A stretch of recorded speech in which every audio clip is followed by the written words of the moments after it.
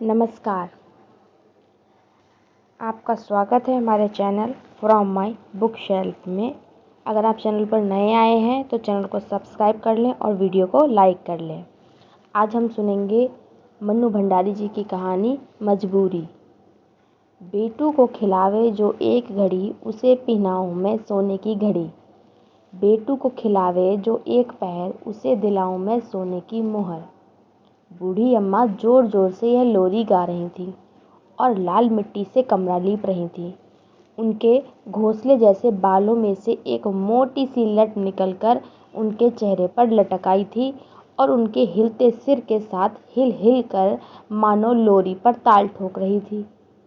बर्तन मलने के लिए आई हुई नर्मदा ने जो यह देखा तो हैरत में आ गई। बोली, अम्मा, ये क्या हो रहा है? कल तो गठिया में जुड़ी पड़ी थी, दर्द के मारे तन बदन की सुध नहीं थी और आज ऐसी सर्दी में आंगन लीपने बैठ गई। एक क्षण को अम्मा का हाथ रुका, फिर पुलकित स्वर में वे बोली, अरे नर्मदा, मेरा बेटू आ रहा है कल। और फिर गाने के लहजे में बोली, मेरा बेटा आवेगा। ओहो, तो रामेश्वर लल्ला आ रहे हैं कल। नर्मदा बोली, मैं कह नहीं रही थी कि छुट्टी मिली नहीं कि वह दौड़ा आएगा। अम्मा के मारे तो उसके प्राण सूखते हैं। इतना बड़ा हो गया, फिर भी यहाँ आएगा तो रात में एक बार मेरी गोदी में ज़रूर सोएगा। पर इस बार मैं कह दूंगी, चल, मैं तुझे गोदी में नहीं लूँगी। अब तू गोदी में सोएगा कि बेटू? और वे हंस पड़े, जैसे कोई भारी मजाक कर दिया हो। फिर एकाएक काम का ख्याल आ जाने से बोली, ले री, मैंने खड़िया भिगो रखी है, जरा बाहर के आंगन को मार दे। बस ऐसा मारना कि सब देखते रह जाएं। क्या करूं, आजकल हाथ कांपने लगा है, नहीं तो मैं मार लेती। नर्मदा को खड़िया के काम में लगाकर वे फिर गाने लगी, आओ री चिड़िया चून करो, बेटी ऊपर राई नून करो, नून करो, नून करो। ले, मैं तो भूल ही गई, क्या है इसके आगे? रामेश्वर छोटा था तो ढेरों याद थी, उसके बाद तो छोटा बच्चा ही घर में नहीं रहा, सो सब भूल गई। मेरा रामेश्वर तो बिना लोरी सुने कभी सोता ही नहीं था। बेटू भी जरूर उसी पर पड़ा होगा। अब तो दौड़ने फिरने लगा होगा आंगन में, और उनकी धुंधली आंखों के आगे जैसे दौड़ते फिरते बेटू के चित्र बनने बिगड़ने लगे। उसकी कल्पना में खोई खोई वे बोलती गईं, पहले बहू लेकर आई थी तब तो 2 महीने का था, बस पालने में पड़ा पड़ा हाथ पैर मारता था और मैं जाकर खड़ी हो जाती थी तो टुकुर टुकुर मुझे ही निहारा करता था। सूरत भी एकदम रामेश्वर पर ही पड़ी है उसकी। अब तो खुद देख लेना, सारा घर नाचता फिरेगा। और वे हंस पड़ी। इन सब कल्पनाओं से ही उनका शरीर रोमांचित हो उठा। अम्मा का काम समाप्त हुआ तो मिट्टी में सनी दोनों हथेलियों को जमीन पर पूरे जोर से टिकाते हुए उन्होंने उठने का प्रयत्न किया, पर एक सर्द आह सी उनके मुंह से निकल कर रह गई। वे उठ नहीं पाई तो बड़े ही कातर स्वर में बोली, अरे नर्मदा, मुझे जरा उठा दे री, घुटने तो जैसे फिर जुड़ गए। जुड़ेंगे तो सही, ऐसी सर्दी में कब से मिट्टी में सनी बैठी हो। बेटे बहू आ रहे हैं तो क्या ऐसी क्या नवाई हो रही है, सभी के घर आते हैं। और नर्मदा ने अम्मा को सहारा देकर उठाया, उनके हाथ धुलाए और खटिया पर लिटा दिया। तू भी कैसी बात करती है नर्मदा, 3 बरस बाद मेरा बेटा आ रहा है और मैं आंगन भी न लीपूं। 3 बरस बाद आ रहा है तो मैं तो यही कहूँगी, उनमें मोह माया नहीं है, तुम यूं ही मरी जाती हो उनके पीछे। देख नर्मदा, मेरे रामेश्वर के लिए कुछ मत कहना। यह तो मैं जानती हूँ कि 3-3 बरस मुझसे दूर रहकर उसके दिन कैसे बीतते हैं, पर क्या करें, नौकरी तो आखिर नौकरी ही है। मेरे पास आज लाखों का धन होता तो बेटे को यूँ नौकरी करने परदेश नहीं दुरा देती। पर और उनके कुछ क्षण पहले पुलकते चेहरे पर मायूसी छा गई, आंखें अनायास ही डबडबाईं।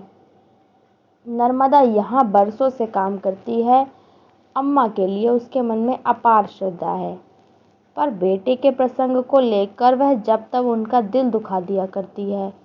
कुछ और खरी खोटी सुनाने का उसका मन हो रहा था, पर आज वह मानो अम्मा पर तरस खाकर चुप हो रह गई। जब तक वह काम करती रही, अम्मा शून्य में ताकती, ना जाने क्या सोचती रहीं। बोली एक शब्द भी नहीं। जब वह जाने लगी तो ना चाहकर भी उन्हें कहना पड़ा, तू जाते समय ग्वाले को कहती जाना कि कल दूध जल्दी दे जाए, और अब दूध ज़्यादा लगेगा।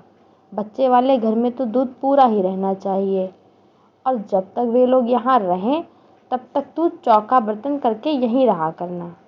घर में 5 प्राणी रहते हैं तो काम तो निकल ही आता है, फिर बच्चे का साथ रहेगा। लेन देन की चिंता मत करना, मैं रामेश्वर को 1 कहूँगी, वह 5 देगा। कुछ तो गठिया के दर्द ने और कुछ नर्मदा की बातों ने अम्मा का उत्साह तोड़ दिया। बहुत से काम उन्होंने सोच रखे थे, पर वे कुछ न कर सकी। बस अपनी खाट पर पड़े पड़े भूली बिसरी लोरियां याद करके गुनगुनाती रहीं। धीरे धीरे रात के अंधकार में उनके मन की मायूसी भी डूब गई और वे भोर होने के पहले ही उठ बैठी। घुटने का दर्द मन के उत्साह में खो गया, और बेटे पोते से मिलने की उमंग में मौसम की ठंडक भी जैसे जाती रही। 7 बजते बजते तो वे सब घर ही पहुंच जाएंगे। साथ छोटा बच्चा है, दूध तो गर्म करके रख ही दूँ, और फिर भी उन दोनों को भी तो चाय की आदत होगी। ऐसी सर्दी में चाय तैयार नहीं मिलेगी तो अम्मा को क्या कहेंगे भला। दूसरा चूल्हा भी जला दूँ, नहाने को गर्म पानी भी तो चाहिए। उस कड़कड़ाती सर्दी में ठिठुरते ठिठुरते अम्मा ने बेटे बहू को गर्म करने के सारे आयोजन कर डाले। फिर सोचा, लगे हाथ तरकारी भी काट दूँ, नहीं तो वे इधर आएंगे और उधर मैं चूल्हे में सिर देकर बैठ जाऊंगी। 3 वर्षों में मेरा बेटा आ रहा है, घड़ी 2 घड़ी उससे बात भी करूंगी। इनका क्या, ये तो अपनी राजी खुशी पूछकर औषधालय चल देंगे। तरकारी भी कट गई, अब क्या करे।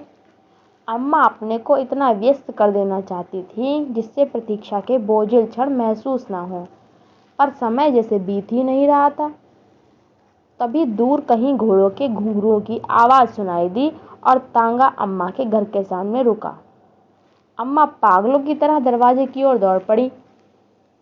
रामेश्वर की गोद से उन्होंने झपटकर बच्चे को ऐसे छीना मानो किसी चोर उचक्के के हाथ से अपने बच्चे को छीन रही हों, और कसकर उसे सीने से चिपका लिया। चरण छूते रामेश्वर की पीठ पर हाथ फेरते हुए दूसरे हाथ के घेरे में उसे लपेट लिया। बच्चा एकाएक इतना प्यार और शारीरिक कष्ट पाकर रो उठा और माँ के पास जाने के लिए मचलने लगा। वे उसके आंसू पोंछने लगी और अपनी आंखों से भी आंसू की धारा बहने लगी। पुचकारने पर भी जब बच्चा चुप नहीं हुआ तो बहू की ओर बढ़ाते हुए उन्होंने कहा, अभी मुझे पहचानता नहीं, एक बार मुझे पहचानने लगेगा तो छोड़ेगा नहीं। उपेक्षित सी एक और खड़ी बहू ने बच्चे को ले लिया। चाय पानी हो गया और रामेश्वर नहाने चला गया तो अम्मा ने बहू को अकेले पाकर कहा, खबर तो दी होती बहू कि तुम्हारे महीने चढ़े हैं। कितने महीने हैं? झेपते हुए बहू ने उत्तर दिया, यह भी कोई लिखने की बात थी अम्मा। फिर जरा रुकते रुकते कहा, मानो कहने का साहस बटोर रही हो, अम्मा इस बार बेटू को आप ही रखेंगी। जैसे भी हो, मैं यहाँ हूँ, तब तक इसे अपने से हिला लीजिए। मैं तो इसके मारे ही परेशान थी। 2-2 को तो। अम्मा आंखें फाड़ फाड़ कर ऐसे देख रही थी मानो जो कुछ सुन रही हैं उस पर विश्वास करें या नहीं। फिर एकाएक बोल पड़ी, तुम क्या कह रही हो बहू? बेटू को मेरे पास छोड़ जाएगी? मेरे पास? सच? हे भगवान, तुम्हारी सब बात पूरी हो, तुम बड़भागी हो। मेरे इस सूने घर में एक बच्चा रहेगा तो मेरा जन्म सफल हो जाएगा। फिर एकाएक वे रो पड़ी।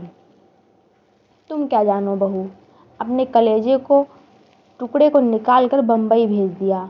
रमेश्वर के बिना तो यह घर तो मसान जैसा लगता है। ये ठहरे संत आदमी, दिन दुनिया से कोई मतलब नहीं। मैं अकेली ये पहाड़ जैसे दिन कैसे काटती हूँ सो मैं जानती हूँ। भगवान तुम्हें दूसरा भी बेटा दे, तुम उसे पाल लेना। मैं समझूंगी तुमने मेरा रामेश्वर लेकर मुझे अपना रामेश्वर दे दिया। और देखो, अपनी बात से मुड़ना नहीं। मैं तभी रामेश्वर ने ठिठुरते हुए रसोई में प्रवेश किया। अम्मा, एक अंगीठी जरा इधर रख दो। बम्बई में रहकर तो सर्दी सहने की आदत नहीं रही, यहाँ तो नहाते ही जैसे जम गया। अम्मा ने अंगीठी रामेश्वर के पास सरका दी। तभी रामेश्वर का ध्यान अम्मा के कपड़ों की ओर गया।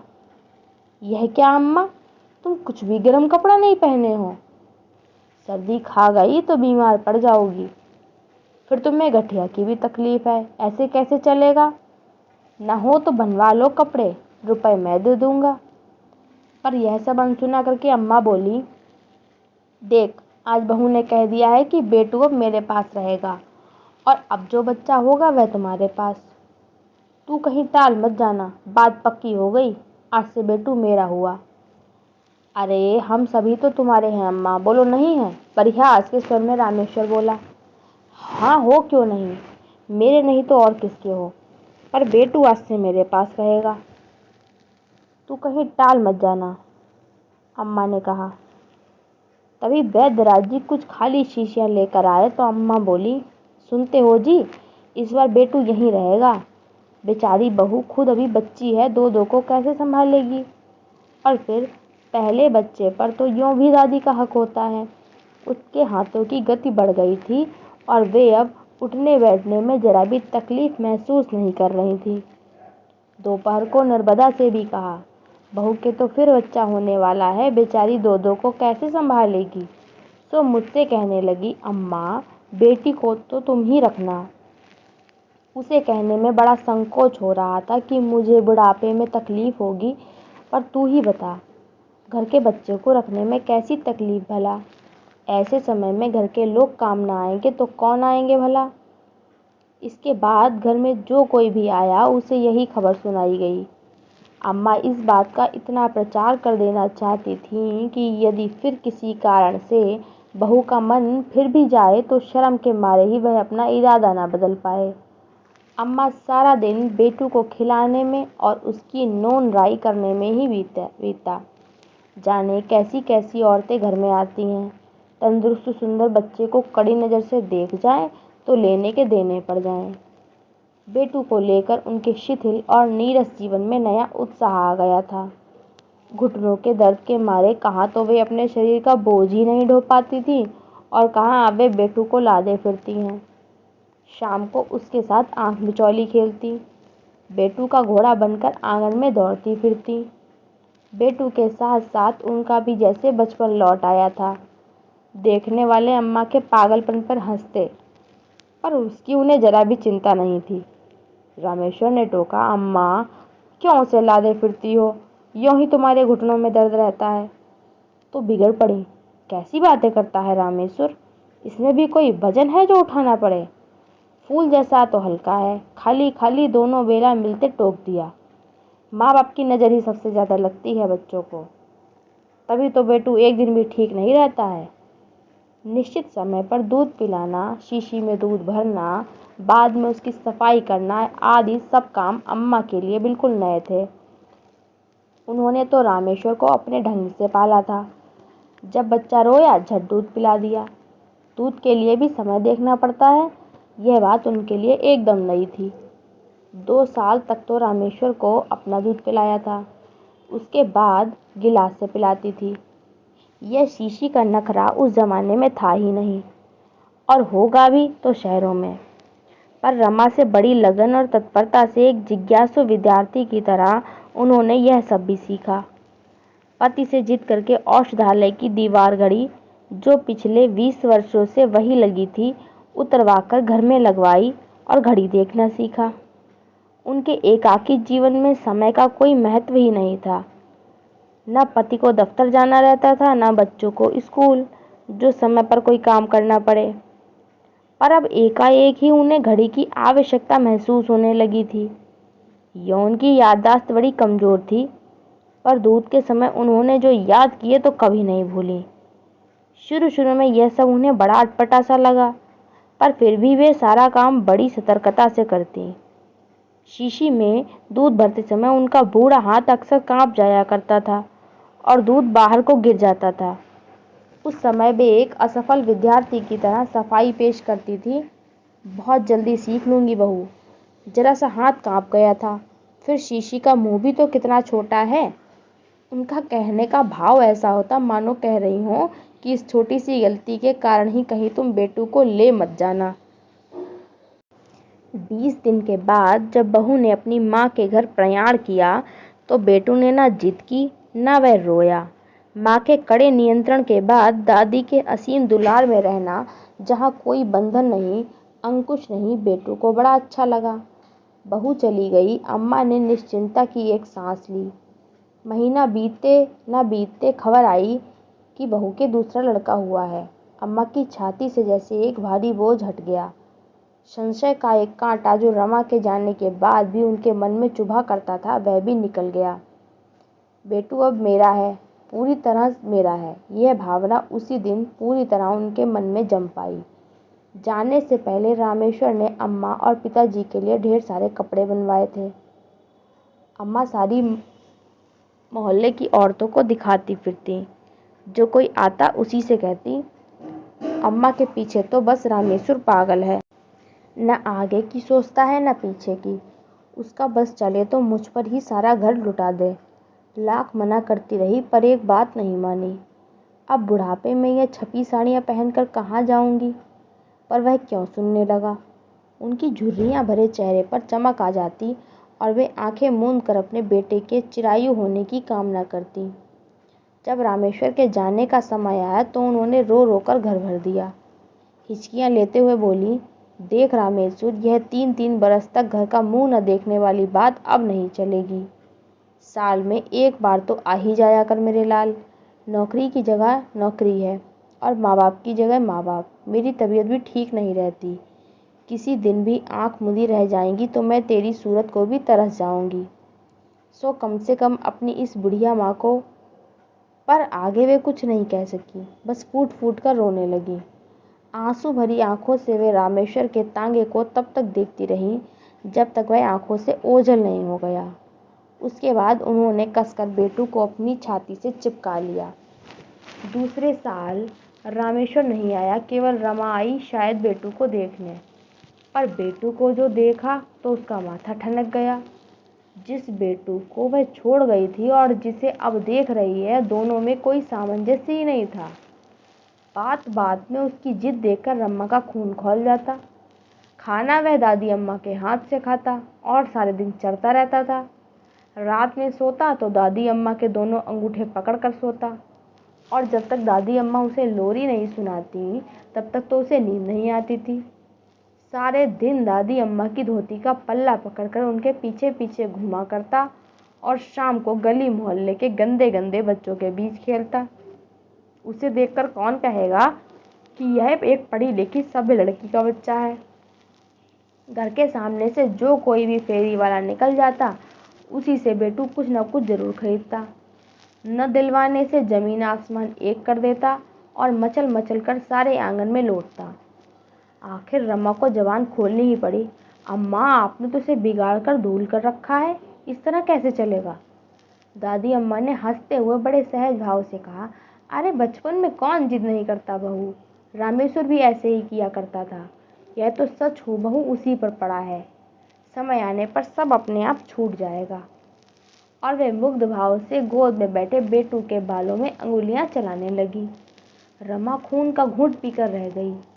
रमा की इच्छा हुई कि बेटू को अपने साथ लेती जाए, पर 1 साल का पप्पू ही उसे इतना परेशान करता था कि दोनों को साथ रखने का साहस ही नहीं हुआ।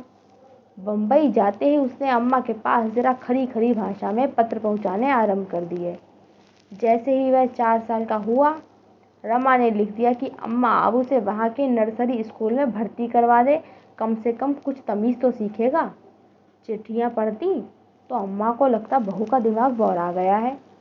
भला 4 साल का दूध पीता बच्चा कहीं स्कूल जा सकता है? रमा के पत्र आते रहे और अम्मा का ढर्रा अपने ढंग से बराबर चलता रहा। 2 साल बाद फिर रमा और रामेश्वर अपने 3 साल के पप्पू को लेकर आए। पप्पू ने अंग्रेजी की छोटी छोटी कविताएं याद कर ली और बड़े अदब के साथ बोलता था।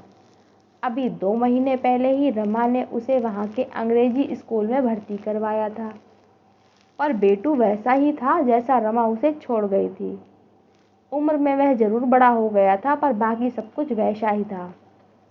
रमा उठते बैठते रामेश्वर से कहती, जैसे भी हो इस बार बेटू को लेकर चलना ही होगा।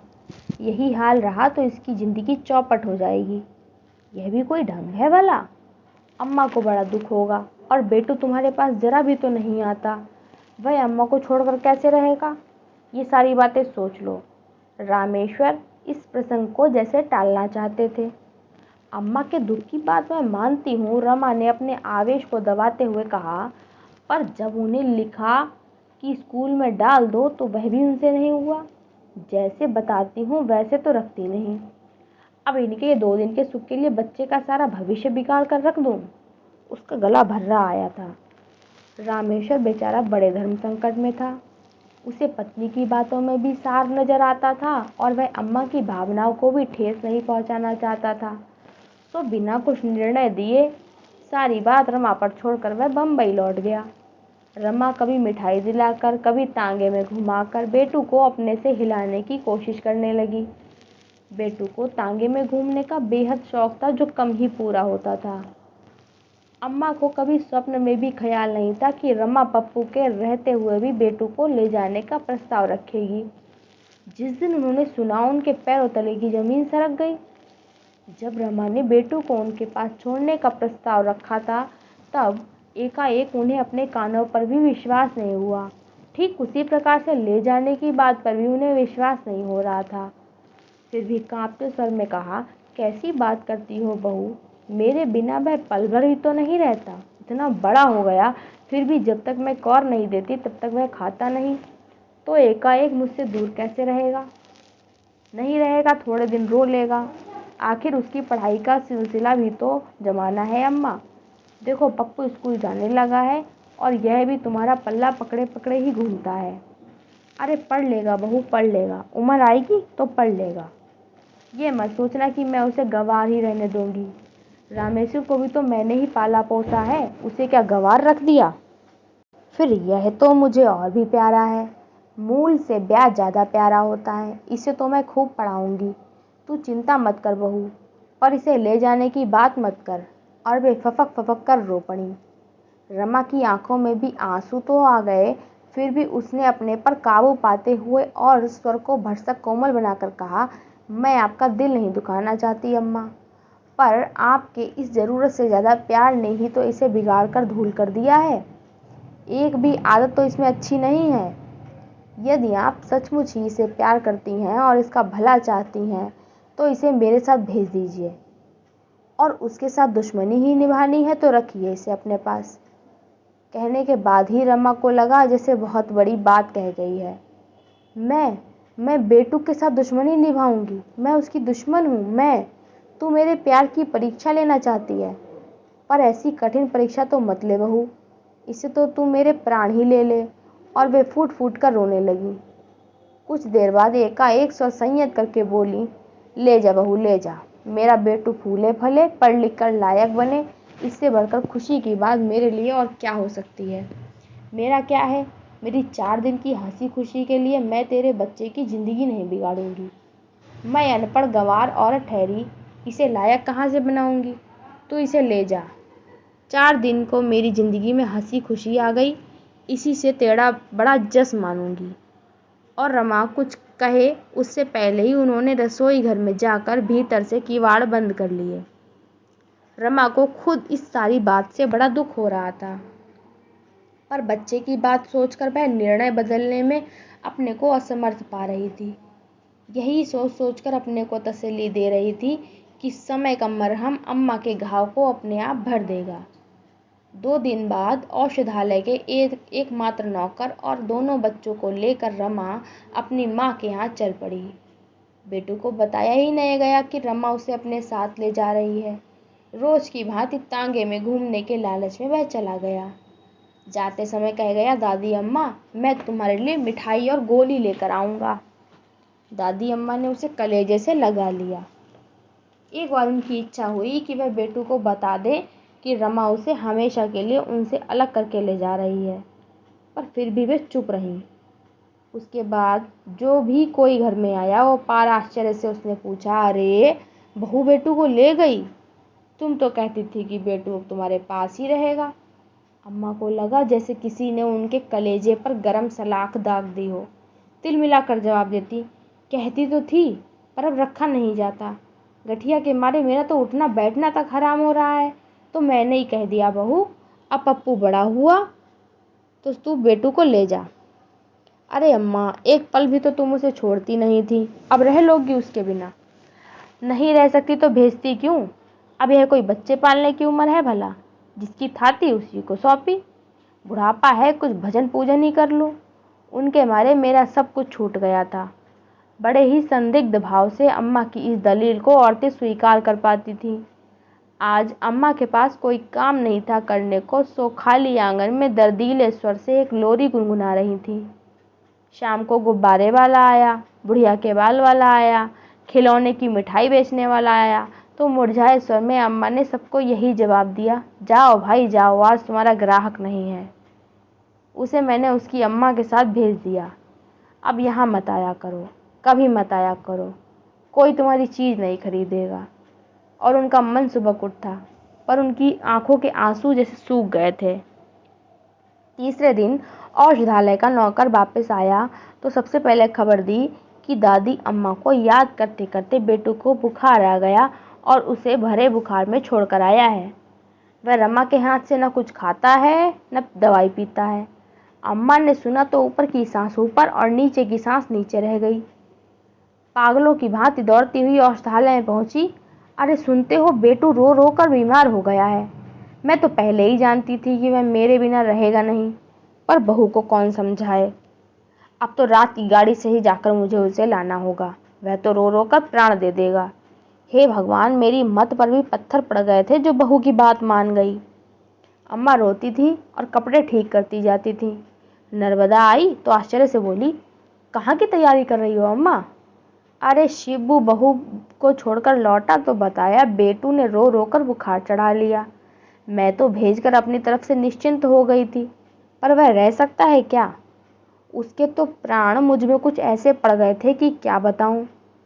कोई अगले जन्म का संस्कार ही समझो।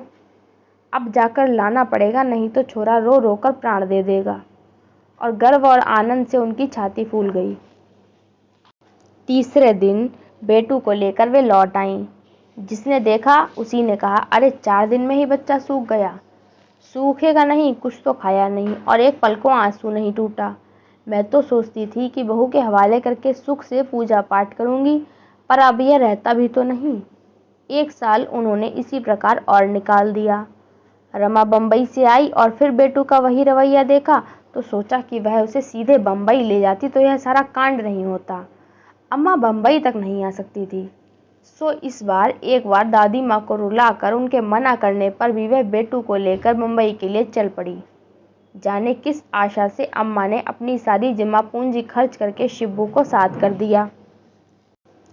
रमा मना करती रही कि अब दोनों बच्चे बड़े हैं, वह संभाल लेगी, पर अम्मा ने शिब्बू को साथ भेज ही दिया।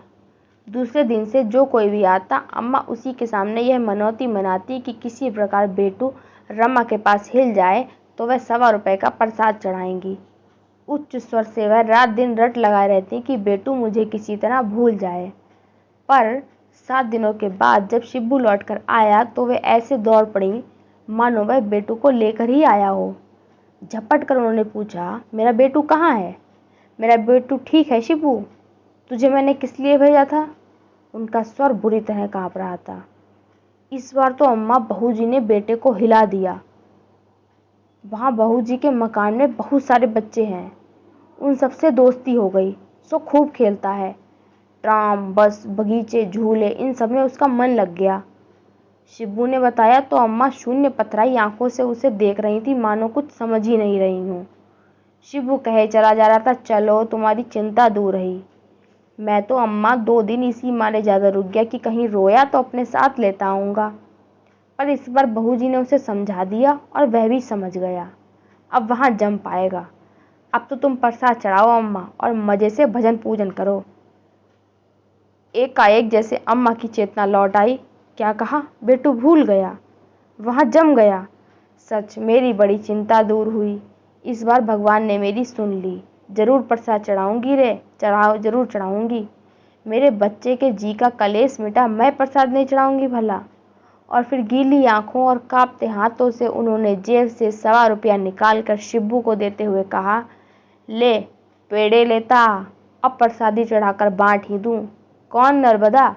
सुना नर्मदा, बेटू मुझे भूल गया। वह भूल ही गया। और उन्होंने आंचल से भर भर आती आंखें आंसें पोंछी और हंस पड़ी। ये थी आज की कहानी मजबूरी।